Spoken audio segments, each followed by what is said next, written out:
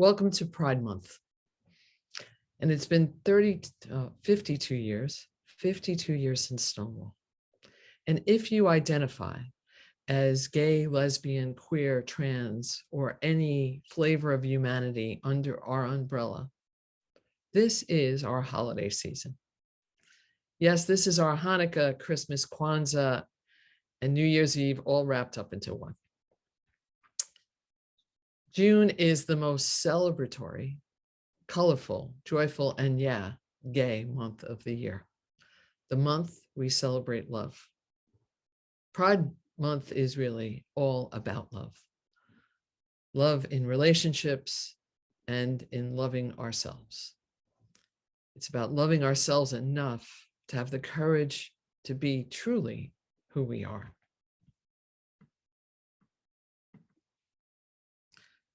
So for those of you who are not aware of what each letter stands for in LGBTQ, and sometimes AI plus that's used in this, and what that represents, I thought I'd clear that up for us, because many people that are gay also don't know what they mean. So the letters stand for lesbian, gay, bi, trans, queer, ally, intersex, and plus. And the plus is to include the many different categories of people that cannot be exactly described, all right, or related to under the umbrella. So first of all, I'd like to give a shout out to all of you who have contributed to advancing the equality of our community. Many people look at these advances and credit those in political offices, but it's not those in politics that made this happen. It's the people who changed the culture of a country. And if you're a person who have supported LGBTQ rights in any way, you are part of the success of where we are right now. And for that, I deeply thank you. Now, I'm not a person who really likes to go to the malls or goes there much, but I had to do some shopping this past week. And I noticed, as I've noticed pretty often just the last few years, Pride-related marketing is pretty much everywhere.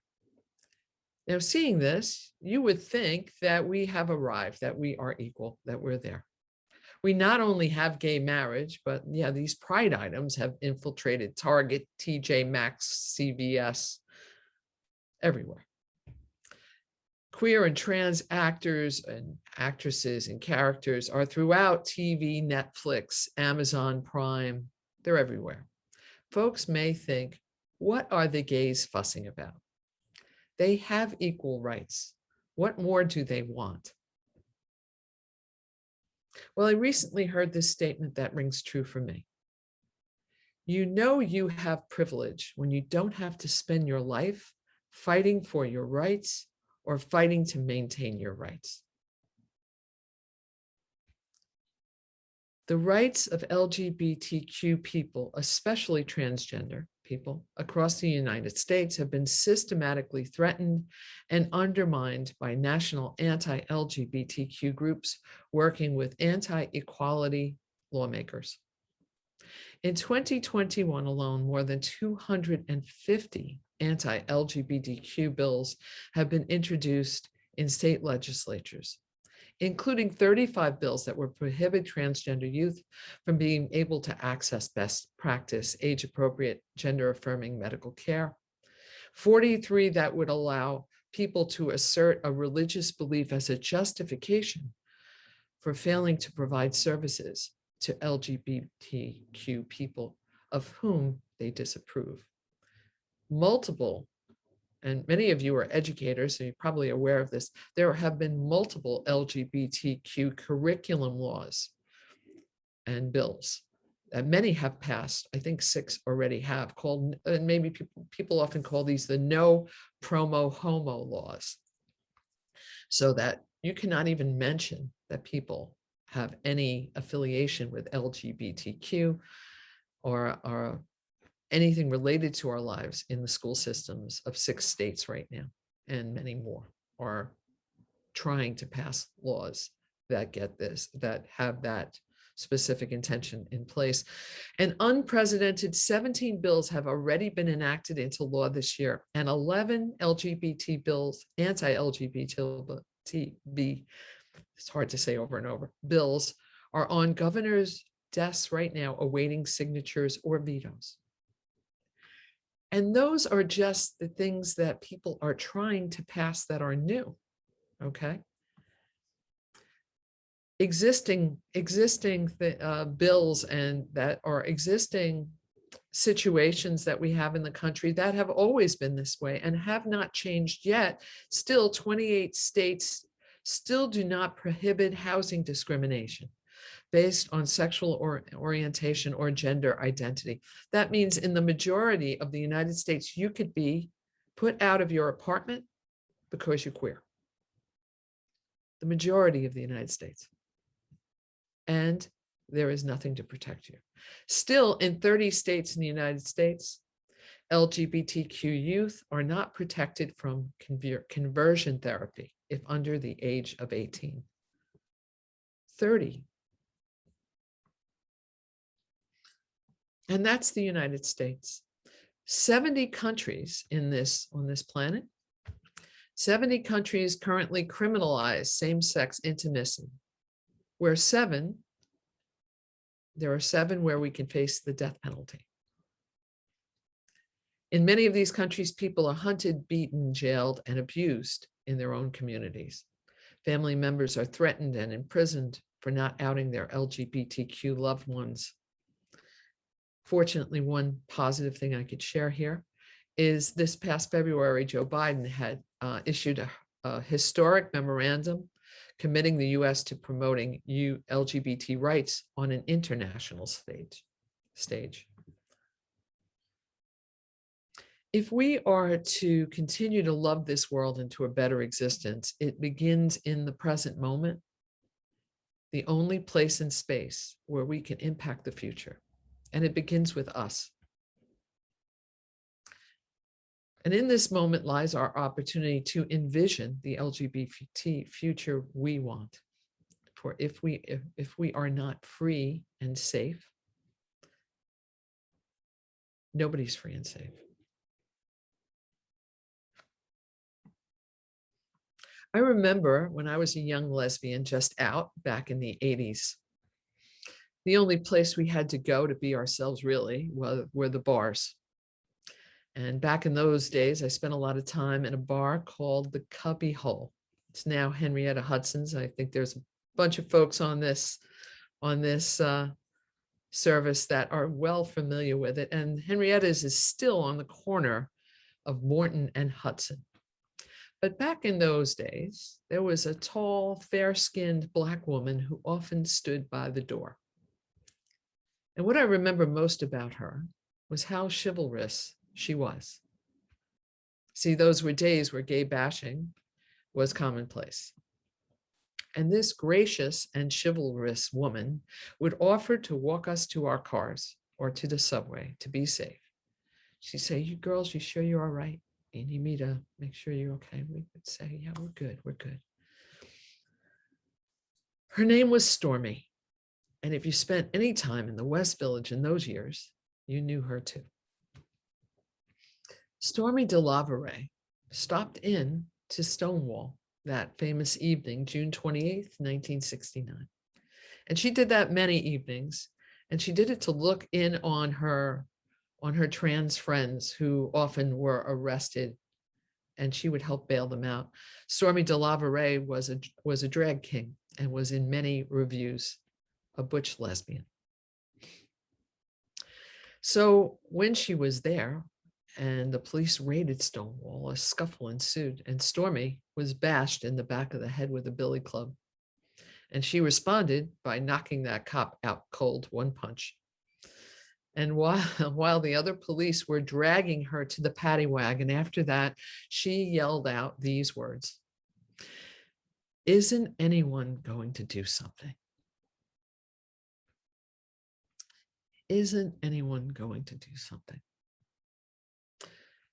Many people mention that that may have been the call to action, the moment the uprising began.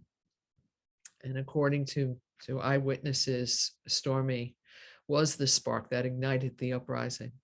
Some people call her the Rosa Parks of the gay community. There were many other people that were impacted that day, but Stormy was someone we knew. Stormy passed in 2014, and in her New York Times obituary, the following was written. Tall and androgynous, Stormy DeLaveray roamed lower 7th Avenue, 7th and 8th Avenues well into her 80s, patrolling the sidewalks and checking in at the lesbian bars. She was on the lookout for what she called ugliness. Ugliness to her was any form of intolerance, bullying, or abuse of her baby girls. She literally walked the streets of downtown Manhattan like a gay superhero. So when asked at the end of her life, they said, Stormy, why did you do this work? Her response was, someone has to care. Someone has to care. So what are we going to do? How are we going to take care of our baby girls, baby boys, queer, transgender children and adults? The opportunities can be grand or simple, yet they all make a difference. Being part of an LGBTQ affirming community like this makes a difference. Voting makes a difference. Volunteering makes a difference. Donating makes a difference. Your attention and intention and actions make a difference. Remaining actively in dialogue with others who are not aware of that we are not protected or free is essential. And that makes a huge difference. You know, I recently had a long conversation with a relative who is a Republican and obviously votes very differently than me about gay rights. And I explained to him that it wasn't until June 2020 that we were actually protected on a federal level from being fired from our jobs in the United States. He said that can't be true. And I sent him articles from Fox News and other sources that I knew he could relate to. And he was shocked and a bit outraged. And I was glad to have had that conversation because I think I fueled something in him. I can only hope, right? I can only hope.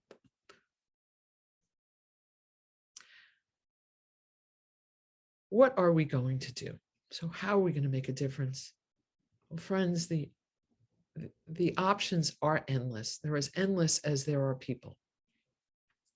But my invitation to all of you who can hear my voice is one thing, is to just do something. Do something. Before I close, I'd like to share the following quote from Stephanie Mott, who is a transgender contributor to the Huffington Post. And Stephanie shares the following.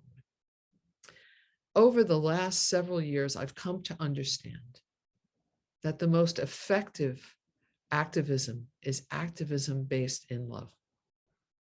Love for myself, love for my community, love for all people who are marginalized and oppressed, and love for the people who are marginalizing and oppressing others. No exclusions, no exceptions. Unconditional love. My sense of what Stephanie was trying to say was to invite us to move away from hate as a response. She said no exclusions and no exceptions. That is a powerful statement. And I think the essential element and work of sincere justice work is to clean our hearts of hate as we stand up for others. And all of us have this power of love running through our own veins. And if we are to love this world into a better existence, it starts today. It starts in this present moment, and it starts with ourselves. We got to keep on moving forward, never turning back. May it be so.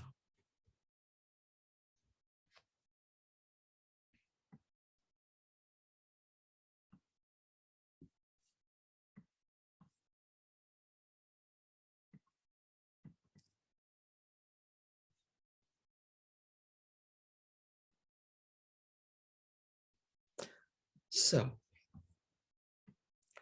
we are going to move into a joyful time in our congregation. We're going to move into our recognition moments with recognizing Debbie Links as part of our congregation. Michael, can you please unmute Debbie or Debbie Links wherever you are? There you are. Can you unmute yourself, please? Actually, I'm going to invite all of you to unmute yourselves. Hopefully you'll all be quiet. It won't be any background noise, but I think that might be nice for us all to be unmuted together. Okay. So,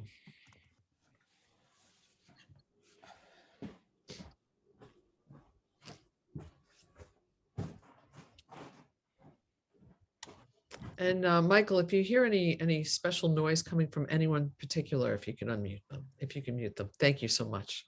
So our deepest human growth, whether it is emotionally or spiritually, comes from our opportunity to be in relationship with one another. Sacred communities like this are fueled by the love and relationship that is experienced by those who commit to be part of a congregation. Each person who says yes to agreeing to become a member is offering a bit of their heart and their sincere intention to what we hope to accomplish as a UU congregation. One of the reasons I think this congregation is so extraordinary is that it was intentionally created as a diverse and inclusive congregation 32 years ago. And this was a time where diversity and inclusion were radical ideas. And those who sought out to be part of a congregation like ours were radical people who were the change they wished to see in the world. This is a small but mighty congregation doing the real work of social justice, which I view as loving this world into a better existence. If you like this video, please like us on YouTube, subscribe to our YouTube channel, and click on the